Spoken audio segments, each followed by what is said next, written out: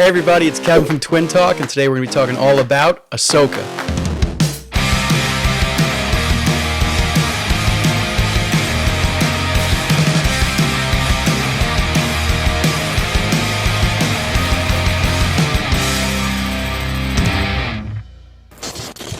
Stick around to the end of the episode, see how a drawing of Ahsoka came out.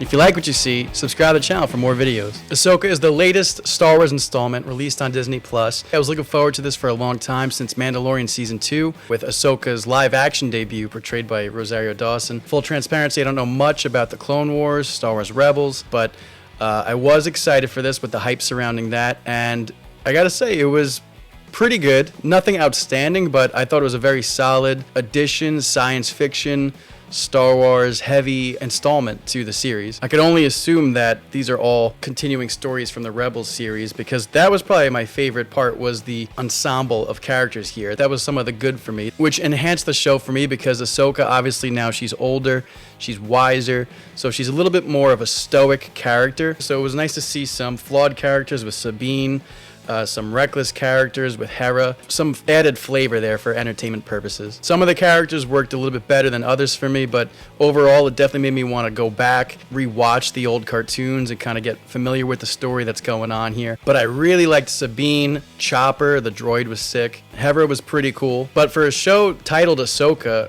it felt more like the Sabine story, right? Because they're playing on this whole theme of master and apprentice, between Ahsoka kind of being a rebellious Padawan to Anakin, who was like, you know, the greatest Jedi ever turned evil with Darth Vader, mirroring in Sabine. Like, Sabine's supposed to kind of be like what Ahsoka was to Anakin, I'd assume. So they got to both kind of like finish their training, reach their true potential, and figure out this like almost symbiotic relationship as a master and apprentice. But I truly enjoyed Sabine. I don't think she ever really reached like crazy potential by the end of the story, but I really liked her character. I liked the colors, the vibrance of just between her hair being dyed purple red, the like manga, anime, Japanese style inspired punk rock music playing while she's on like the speed bike. All of that was really, really working for me. And even just the whole Mandalorian, I guess, angle of her backstory, which I'm not too familiar about, but she was a really, really cool character that I want to see more of in the future. And speaking of Anakin Skywalker, I was really thrilled to see Hayden Christensen return, reprise his role. I thought they handled that very well. It wasn't just like nostalgia bait. They actually incorporated some thematic elements into the story with that whole master and apprentice angle. Some of my favorite moments about the life lessons, seeing those scenes in the Clone Wars, was really visually, I can't say enough good things about the visuals of this show. The saturated vibrance, the like true to science fiction, droids looked phenomenal, everything looked so practical. The volume, man, what they're doing with this technology is absolutely masterful. And that was actually probably one of my favorite characters too, was that damn droid played by David Tennant,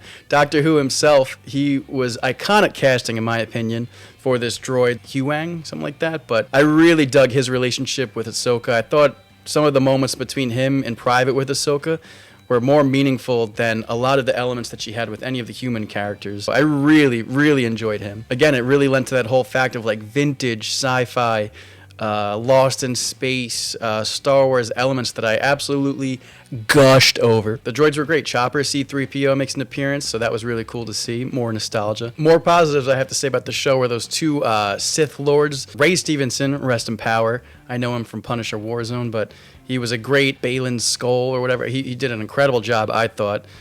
Tragic of his passing, but hopefully they can recast the character in his honor and continue this story, because he was one of my favorite parts of the show. And his apprentice, Shin Hatai or whatever, she was really, really cool. A lot of the Sith stuff was really working for me. That guy in the samurai armor, his saber was so freaking cool looking. The way it spinned, the way it had like the handle on it, just everything about his look, the way he fought. That's another thing, is the lightsaber fights. These duels are some of the best lightsaber fights I've seen in a very long time. Better than anything in the new Star Wars trilogy. So not much of a standard there, but going back to the original, the prequels, some of those lightsaber duels, oh my goodness. So it was really good to see some of that incorporated here. The audio, the sounds of it going, all of it, man. All of it was firing. Everything just felt so realistic, livable. That my favorite episode, I think, was just because of the coziness of them being stranded on that like fall planet with the beautiful blues and reds and the trees with the foliage. Those colors were really complementing each other and just really working for me. The mood, the lights in the forest, I was a sucker for all of that. The makeup, the costumes, another thing that's really, really well done in this show. All right, so now that the praise for the show is out of the way, let's move on to the negatives. No fault of the show at all, but I felt a little lost, a little overwhelmed, almost like I had to do some homework, which is understandable because they're continuing a story from decades worth of previous Star Wars lore.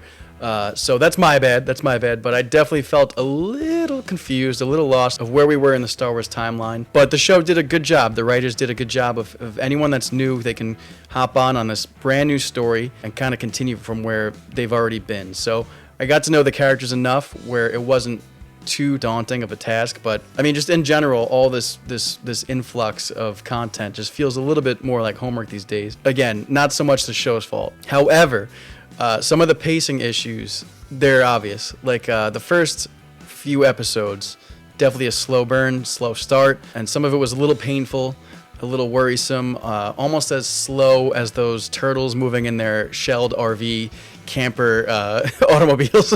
That's how slow the show is going. Now the villains, I did like Morgan Elsbeth, just some of it took me out. Some of the show took me out when she becomes Wanda Maximoff.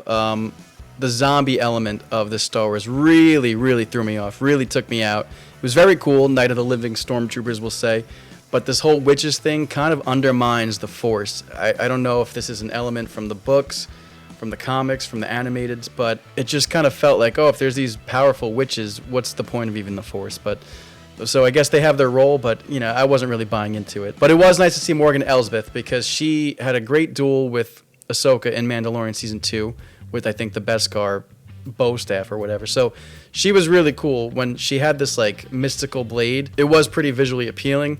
And that duel was so well choreographed. I was very impressed by it, the way she was moving around. Kudos to the stunt double or the actress for making those moves, but that was a really, really good climax between her and Ahsoka. Another thing I want to talk about quick is this character Ezra. I'm sure he was great and a fan favorite on Rebels, but with all this hype and building up to finding his character, this guy was such a letdown.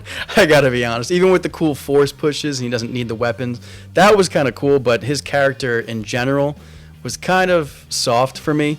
I would definitely like to see a little bit more out of him going forward. And going back to who I did like in the show, Hera, Mary Elizabeth Winstead. I know her from Birds of Prey. She played Huntress. I think she was in Sky High too. And I think she's even married to Ewan McGregor. So do they get it on in the cosplay? You know what I'm saying?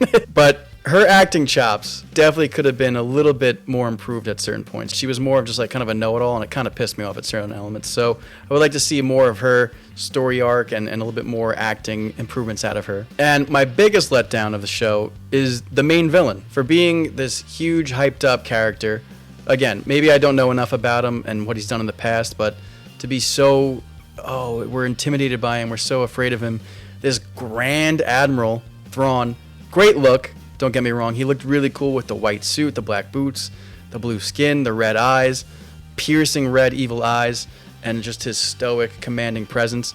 He was an intimidating and threatening presence, but he didn't really do anything. He just kind of did a lot of yapping, a lot of talking heads, and yeah, I was just really, really let down by this major villain. It obviously ends on a cliffhanger, which is really cool and bold of the show to do. We're going to get more series out of it, obviously. I liked it, but I didn't like it because it just felt like, I guess he won, but he didn't really do anything to even deserve it. The girl, Morgan Elsbeth, was, I guess, really the villain because she's the one that fought and sacrificed herself for the Empire, which is really cool to see this like Imperial remnant, almost like this like extremist, like, I guess cult, I don't even know, like loyalists that just won't give in, man. You know, because it's cool to see this dichotomy of the Jedi being on the run and hiding for so long and being the minority to now, I guess, in the grand scheme of things, the New Republic, the good side is now winning. And to see the evil side still trying to hang on, this constant battle, the wars, you know, is a really cool element. But yeah, man, Grand Admiral Thrawn, just, I really couldn't even tell you what he did. You know, he just kind of stayed in a space station the whole time. And maybe if it's more of his thing, you know, he's not so much of a physical threat, which I understand.